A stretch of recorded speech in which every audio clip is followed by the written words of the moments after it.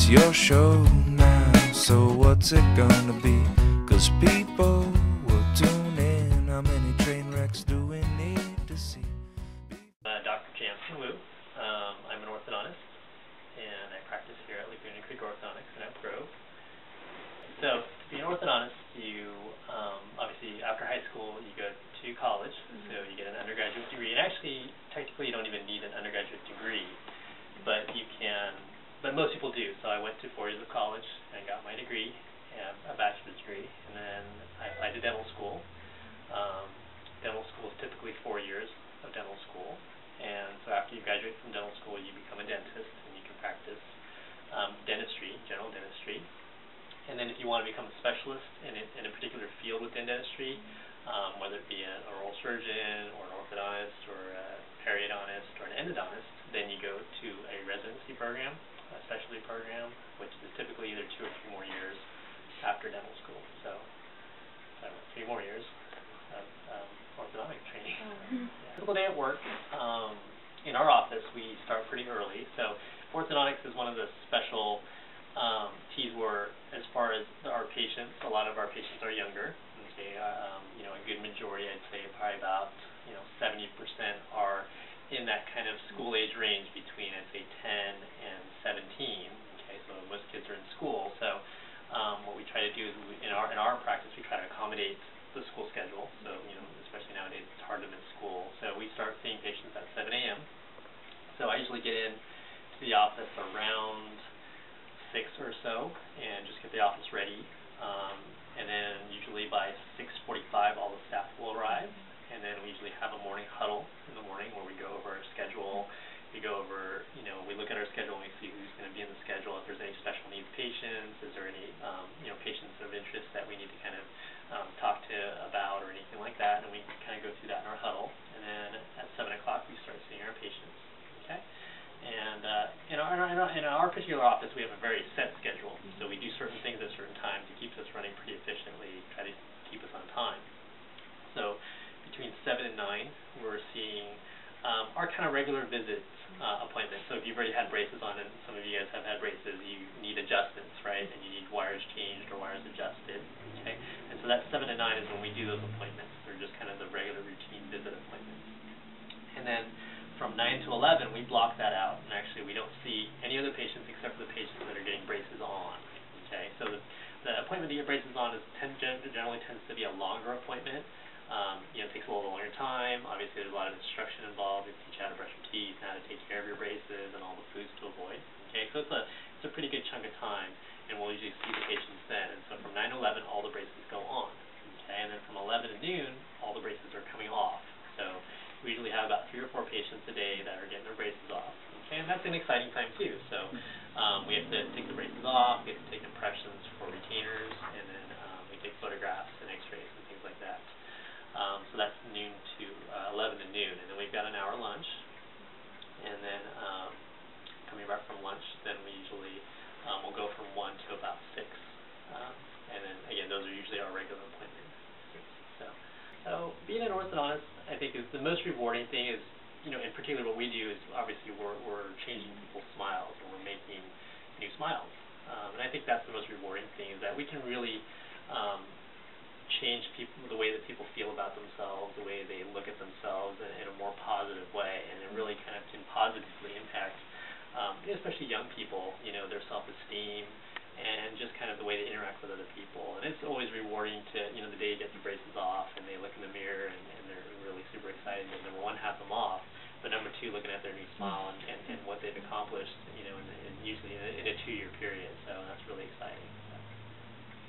I would say maybe the hours, they're really long days. I mean, it's hard work, It's funny because a lot of, I think, especially if you've been a patient, you probably think your orthodontist doesn't even do much, right? Because the typical orthodontic visit is pretty short, and it might be a 15-minute appointment, and the orthodontist might only spend like 3 to 5 minutes with you, and you're like, he doesn't even do anything, And that's kind of the funny thing about orthodontists. And when I had braces, I thought the same thing. I'm like, he doesn't do anything. We pay him a lot of money, and we don't even, he doesn't do much. But really, what it is that it is because, it's just a lot of it's from the planning part of the start. But I think, the hours, those are tough. hard work. I think the other thing that's really tough is sometimes it is dealing with the different personalities, especially parents.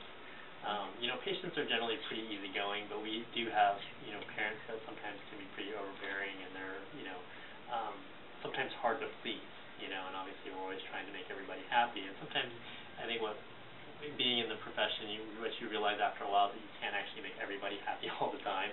And so that's the challenging part. The part that I don't enjoy that much is really dealing with, people who aren't happy with whatever it is that we've done, even though we've tried to do the best job that we can. So that's a really good question. I think there's a huge range. I'll tell you that. I think being in the dental profession in general, it definitely is financially rewarding. It's a very secure profession to be in, especially now with economic times being the way they are. But there's really a big range. But I would say even at the starting dentist salary, you can probably earn like $75,000 a year and up. So, a lot of it depends on, how hard you're willing to work, what hours you want to put in. And so, it's funny because, when you guys are in college, and when I was in college, everybody's got you pick a major, right? And you major in something, and you kind of think, well, that's what I'm going to do with my career, right? If I'm going to be, a science major or an English major or something like that. Unlike some people, I think some people choose dentistry because it's in their family, like their dad's a dentist, and they grew up always wanting to be dentists. I wasn't like that. There's nobody in my family that's in the dental profession. So when I got to college, I actually wasn't even considering a career in dentistry. I was actually going to be an engineer, and my dad's an engineer, and I actually got my degree in engineering. So, so probably if I had to change my career, that's probably what I would be. Is I'd probably be in either computers or engineers or something like that. So again, when you're going through your major, and so essentially I picked that I was going to be actually I take that back. I started out college as a biology major. I wanted to go to medical school, so I was thinking I want to be a medical doctor. Okay, so I started out as a biology major, and I went to college where there were a ton of biology majors, and everybody wanted to go to medical school. And I went to a really big university, so and I did that for the first year, and I realized, and what I did was I volunteered at the med center, at the hospital, and said, if I want to be a doctor, I probably should kind of see what they do. And so I volunteered at the med center, and after a few months, I realized that wasn't really what I wanted to do. Medicine wasn't something I wanted to do. It just seemed really stressful. The hours were kind of really rough, and because I went to oncology, and everybody there has cancer and is really sick, and it was kind of real tough for me. And I was like, I don't know if I can handle that. So kind of decided, well, maybe medicine isn't what I want to do. And it so happens that where I went to school, the med center, you have to go through the dental school to get back to the main campus. And so I walked by, and there was a sign on the door saying they were looking for research assistants, and they're looking for undergrads to volunteer for research. And I said, well, I need to do something. I need to do some research, to prepare myself. And so I volunteered there, and that's how I kind of got into the dental school. And so I did some research and said, hey, this could be something I want to do. And so then by the time it was time to apply for graduate school, then I said, well, I'm going to give it a try. I'll apply to dental school. So, yeah, so kind of just by luck, sort of, so by chance. So if I understand the question correctly, I think teaching is something that I think would be nice to do. In our profession, there are teaching opportunities to educate other people and to kind of, like they say, pay it forward and to give back to the profession. It is something I've actually done in the past, and it would be something I'd like to do in the future as well. So to get involved with teaching at any level, whether it be at the grad school level or even in the in the undergrad level, it would be really exciting to do. So it's always something I've always enjoyed, and definitely I'd like to do again in the future. I think probably considering this is you're probably looking into different professions and what's involved, I would say. When it comes down to choosing a career path, I'd say that, ultimately you should do, and it's very cliche to say it, but you should do what you enjoy and try to find a job that you're going to ultimately like, because, you've always heard the saying that if you enjoy what you do, right, and you really enjoy it, that you never really have to work a day in your life, and that's essentially what it is. If it's work to you, and you don't really enjoy it, it's just work, and there's no passion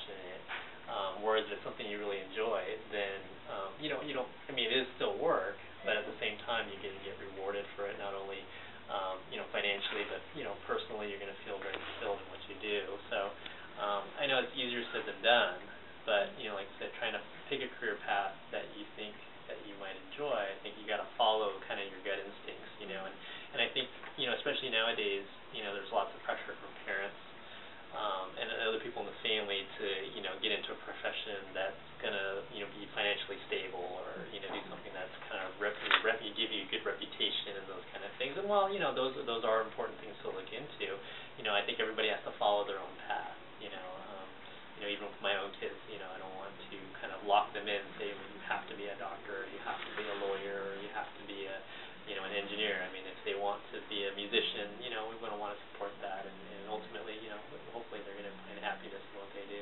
So, yeah.